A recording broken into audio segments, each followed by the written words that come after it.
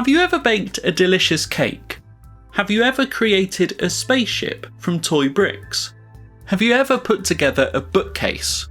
Whether we're cooking, building models, or assembling furniture, we often need to follow instructions that tell us step by step what we need to do. But did you know that every single living thing has an instruction manual as well?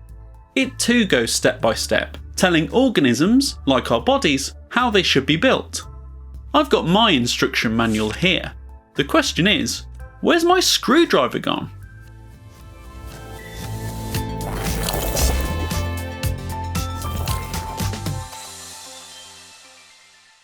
Genetics is the study of genes and inheritance, how some characteristics of living things can be passed down through generations. For example, if two people with brown eyes have a baby, there's a high chance that the child will have brown eyes as well. If two people with blonde hair have a baby, it's likely that the child will too. And if two people with freckles have a baby, the child probably will as well. In fact, there are all sorts of traits in living things that are inherited or passed down from birth parents. Characteristics like dimples in humans, fur colour in dogs, and leaf structure in trees are all controlled by genes, and genes can be found in the cells of every living thing. To show you that, let's look at the cells of my body under a microscope. Here's my hand. Look at those nails, so fancy.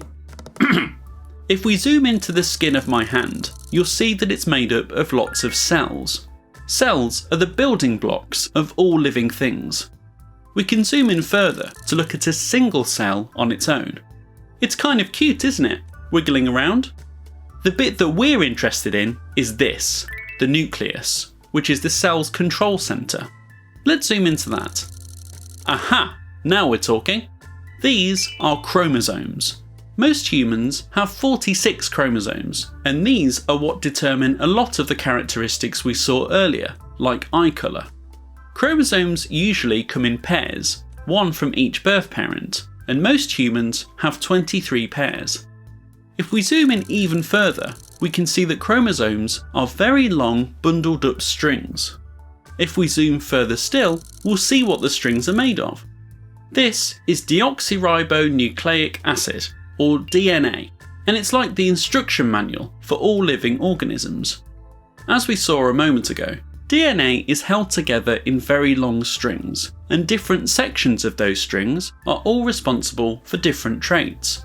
For example, this bit here is known as MC1R, and it's this section that plays a large part in determining whether you have freckles or not. All these different sections of DNA are your genes, and humans have around 20,000 of them in total. It's the exact structure of your genes that determines an enormous amount of who you are. So if we zoom out of my hand bit by bit, genes are small sections of DNA. DNA is bundled up into chromosomes. Chromosomes live in the nucleus. The nucleus is the control centre of a cell. And cells are small building blocks of all living things. So we know that because of genetic inheritance, if two people with brown eyes have a baby, there's a high chance that the child will have brown eyes as well. What if one person has brown eyes and the other has blue eyes? Well, it's still highly likely that the child would have brown eyes. This is because some traits are actually more likely to be passed on than others. Genes can either be dominant or recessive.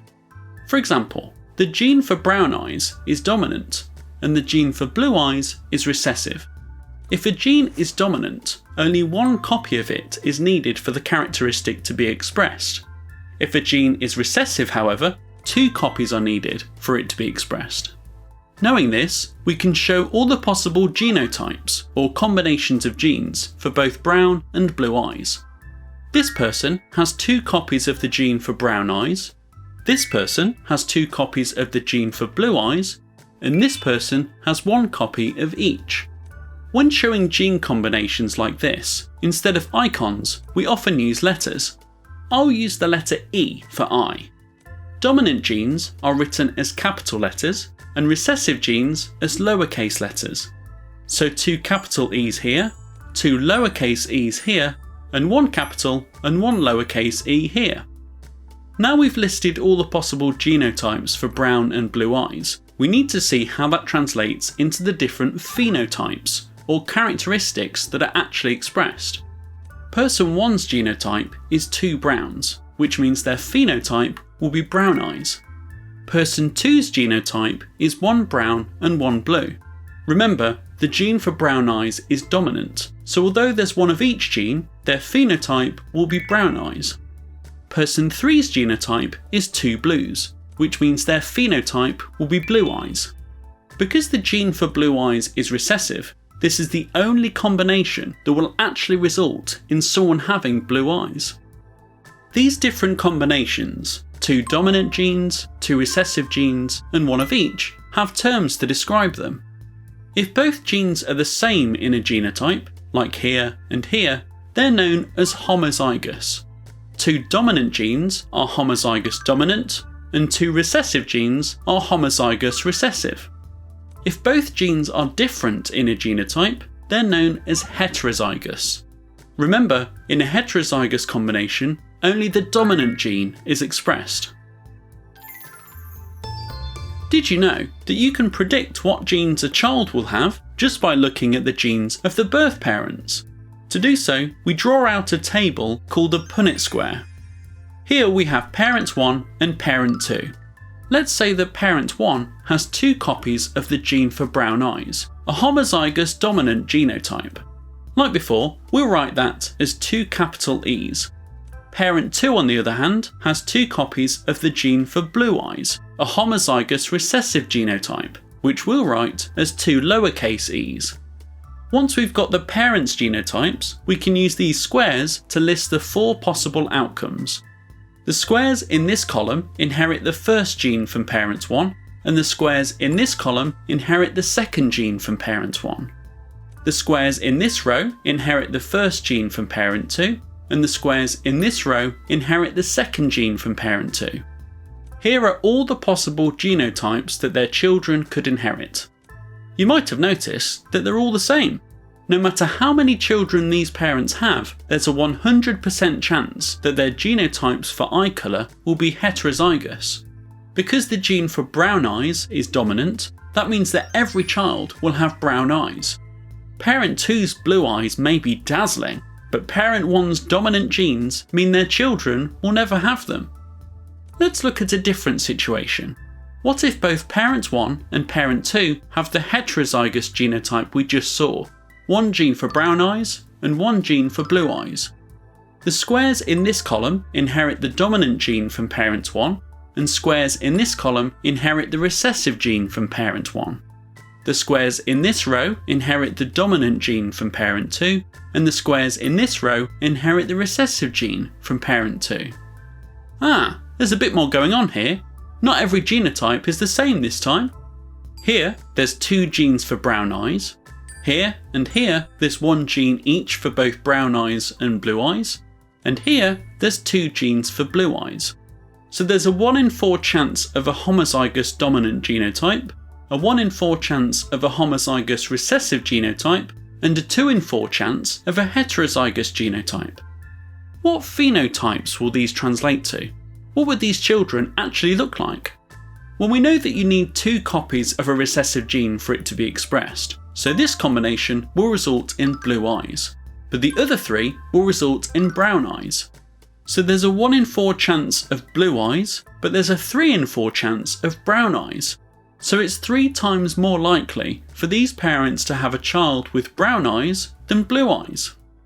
By looking at all the different possible Punnett squares, we can see the different chances of each genetic combination arising. In these 3 cases, the chances are 100% brown eyes, 0% blue. In this case, the chances are 75% brown eyes, 25% blue. In this case, the chances are 50% brown eyes, 50% blue. And in this case, the chances are 0% brown eyes, 100% blue. It's really important to remember though, that although we can predict all the possible combinations of genes once we know what genes the parents have, we can't predict which combination will actually occur. With every child that's born, their genotype is a completely random selection of the 4 combinations. So in this case, although it's very unlikely, it is possible that every single child of these parents ends up having blue eyes. Let's play a game. I'm going to show you the genotypes of 2 birth parents, and I want you to complete the Punnett square showing all the possible combinations. Then, I want you to use that completed square to work out the chances of the characteristics being expressed. Here's the first one. The gene for freckles is dominant, and the gene for no freckles is recessive. Parent 1 has a copy of the dominant gene and a copy of the recessive gene. Parent 2, on the other hand, has 2 copies of the dominant gene. What would their Punnett square look like, and what are the chances of their child having freckles?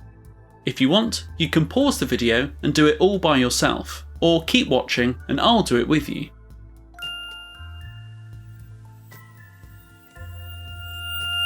Okay, so parent 1 has 1 copy of each gene, and parent 2 has 2 copies of the dominant gene.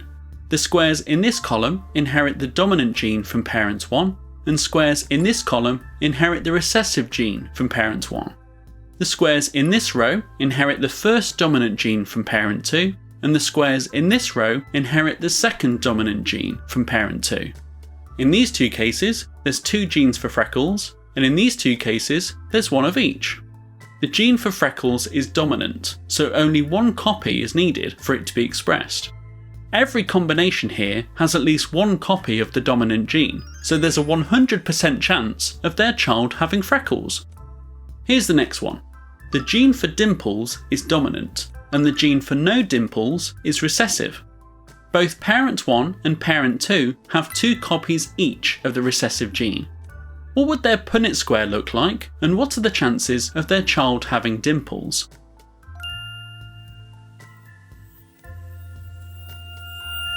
Okay, so both parents have 2 copies each of the recessive gene. The squares in this column inherit the first recessive gene from parent 1, and squares in this column inherit the second recessive gene from parent 1. The squares in this row inherit the first recessive gene from parent 2, and the squares in this row inherit the second recessive gene from parent 2. In all 4 cases, the child will end up with 2 copies of the recessive gene. The gene for dimples is dominant, so only 1 copy is needed for it to be expressed. None of the combinations here have any copies of the dominant gene, so there's a 0% chance of their child having dimples. Here's the last one. The gene for dangling earlobes is dominant, and the gene for attached earlobes is recessive. Parent 1 has 2 copies of the recessive gene, and parent 2 has 1 copy of each. What would their Punnett square look like, and what are the chances of their child having dangling or attached earlobes?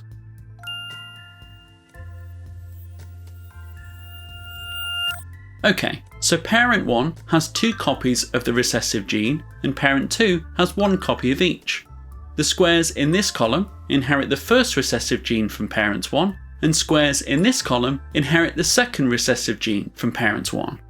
The squares in this row inherit the dominant gene from parent 2, and the squares in this row inherit the recessive gene from parent 2.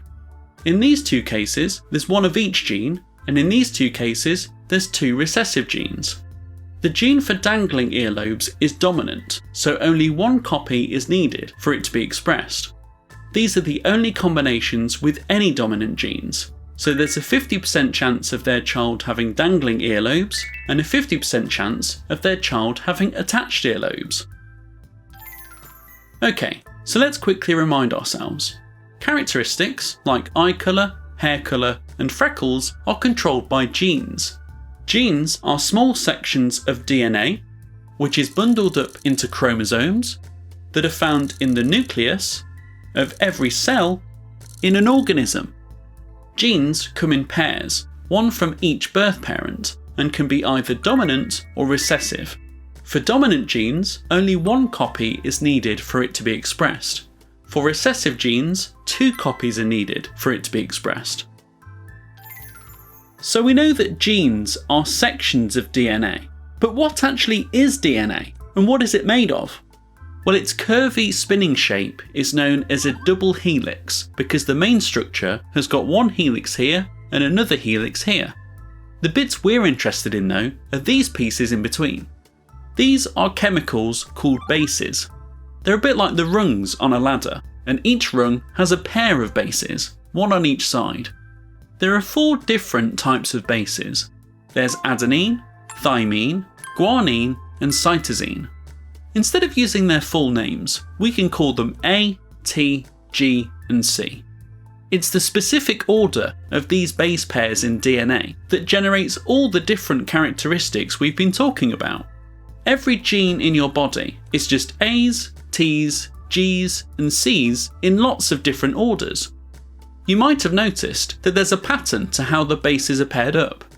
A's are always paired up with T's, and G's are always paired up with C's. In every single strand of DNA, if there's an A on one side, there'll be a T on the other, and if there's a G on one side, there'll be a C on the other. This means that if you only saw one half of a strand of DNA, you'd know exactly what the other half would look like. That might not sound like much, but it's one of the most important aspects of DNA. If the bases were paired up randomly, our bodies wouldn't be able to do anything with genes. So far, we've seen how basic characteristics like eye colour and freckles can be passed down through our genes. Unfortunately, other things that can be passed down are diseases. Some diseases, like hereditary spherocytosis, Marfan syndrome and Huntington's disease, are dominant, and some, like sickle cell anemia, Tay-Sachs disease and cystic fibrosis, are recessive. I happen to be very familiar with cystic fibrosis, or CF, because I have it myself. CF is a condition that affects lots of areas of the body, but mainly tends to affect the lungs and digestive system. It lines these organs with a thick, sticky mucus that means they don't work as well as they should. At the moment, there's no cure for CF, but it can be treated with medicines, physiotherapy and exercise. Just like other things, such as my eye colour and natural hair colour, I inherited cystic fibrosis from my mum and dad. It wasn't my favourite birthday present, I must say. The faulty genes that cause CF are recessive, so somebody who has CF, like me, has to have 2 copies of the gene. Both my mum and dad only have 1 copy of the CF gene, so they don't have cystic fibrosis themselves, but they're both what's known as a carrier of the CF gene. We can draw out the Punnett square for my parents to see what the probability was of them having a child with cystic fibrosis. Both my mum and dad are carriers only, so they have 1 capital C and 1 lowercase c.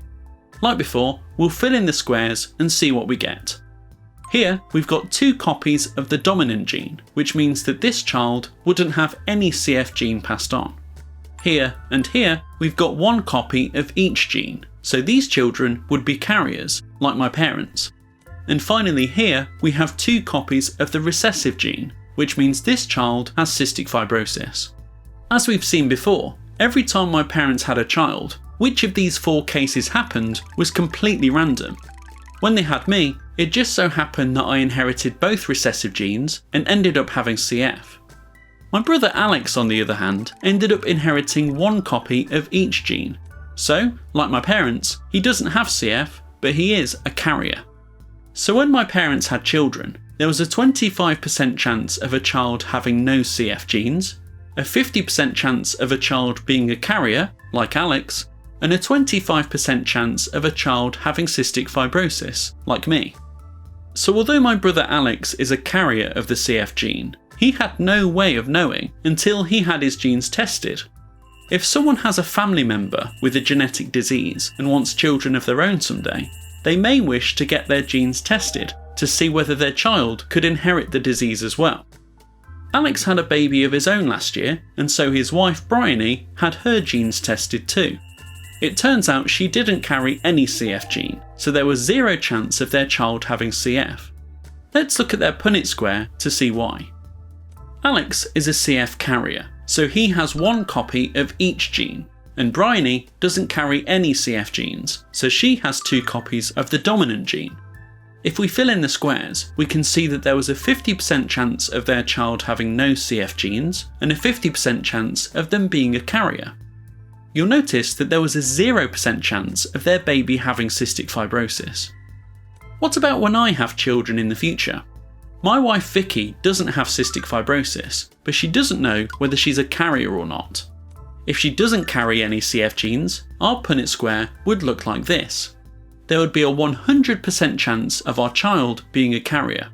They couldn't possibly have cystic fibrosis, but they couldn't have no CF genes either. However, if she is a carrier, our Punnett square would look like this. There'd be a 50% chance of our child being a carrier and a 50% chance of them having cystic fibrosis. So when we want to have children, Vicky will be tested to find out what genes she carries and therefore the probability of our children having CF. If she doesn't carry any CF genes, we've got nothing to worry about. If she is a carrier though, then there's a 50% chance our children could have cystic fibrosis. It wouldn't be a disaster if we had a child with CF. There's more treatments than ever nowadays. Many people with CF are able to have a long and fulfilling life. Not to mention, their dad would be an expert. But it's definitely something we'd rather avoid. Other genetic diseases include hereditary spherocytosis and sickle cell anemia, which both affect red blood cells, Marfan syndrome, which affects connective tissue, and Huntington's disease and Tay-Sachs disease, which both affect the brain's nerve cells. You can find out more about all of them by following the links in the video description. So genes control characteristics of living things. But it's important to remember that not everything is controlled by your genes. Some traits are inherited genetically, some are caused by your environment, and some are a mixture of the two. We've seen many traits that are inherited genetically, such as eye colour, freckles, and dimples. But traits that aren't inherited and are environmental are things like a person's accent, scars, injuries, and tattoos. Many traits are caused by a mixture of genetics and environment. For example, my hair colour is naturally blonde, but I dye it blue. I won't pass on my blue hair to my children because it's not part of my genes, it's only my natural blonde hair that is. Similarly, a person's height can be influenced by both their genes and environment. It's said that height is between 65 to 90% influenced by genes, while still being influenced by environmental factors like early childhood nutrition. We've also seen how some diseases, like cystic fibrosis, can be inherited genetically. There aren't really any diseases though that are purely environmental. Even things like liver failure, diabetes, malaria, and COVID-19 that are caused by environmental factors like lifestyle or infection are believed to have a genetic component that makes you more susceptible. Okay, so let's quickly remind ourselves one more time.